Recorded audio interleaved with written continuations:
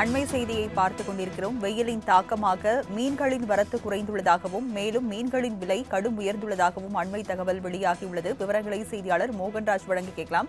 மோகன்ராஜ், தூத்துக்குடியில் வெயிலின் காரணமாக மீன்களின் வரத்து குறைந்துள்ளதாக சொல்லப்படுகிறது. விவரங்கள் என்ன?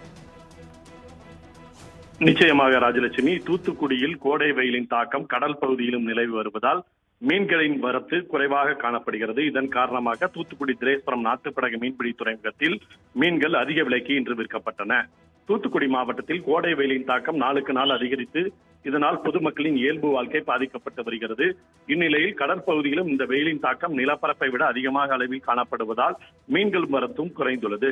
தூத்துக்குடி திரேஸ்வரம் நாட்டுப்படகு மீன்பிடி துறைமுகத்திலிருந்து ஆழ்கடலை மீன்பிடிக்க சென்ற நாட்டுப்படகுகள் வழக்கமாக சனிக்கிழமை இன்று அதிக அளவில் கரை திரும்பும். ஆனால் கடந்த சில நாட்களாக கடல் பகுதியில் வீசி வரும் அதிக அளவு வெப்பம் காரணமாக பலத்த காற்று காரணமாக தொழிலுக்கு சென்ற படகுகளின் மீன்களின் சரியாக கிடைக்காத காரணத்தினால் ஏராளமான படகுகள் கரை திரும்பாமல் குறைவான படகுகளை இன்று கரை திரும்பின.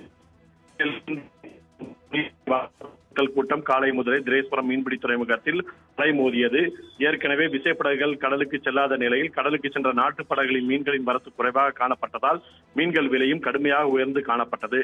குறிப்பாக சீலா மீன் 1 கிலோ ரூபாய் 1500 வரையிலும், விலை மீன் ரூபாய் 600 முதல் கிலோ வரையிலும், பாறை மீன் கிலோ ரூபாய் 400 வரையும், சிகப்பு விலை மீன் கிலோ 400 வரையும், ஐலேஸ் மீன் ரூபாய் 300 வரையிலும் விற்பனையானது.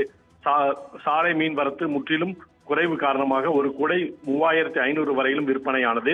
கோடை வெயிலின் தாக்கம் காரணமாக மீன்களின் வரத்து குறைவாக காணப்படுவதாலும் மீன்கள் விலையாக இப்பகுதி மீனவர்கள் கூறி வருகின்றனர். ராஜலட்சுமி,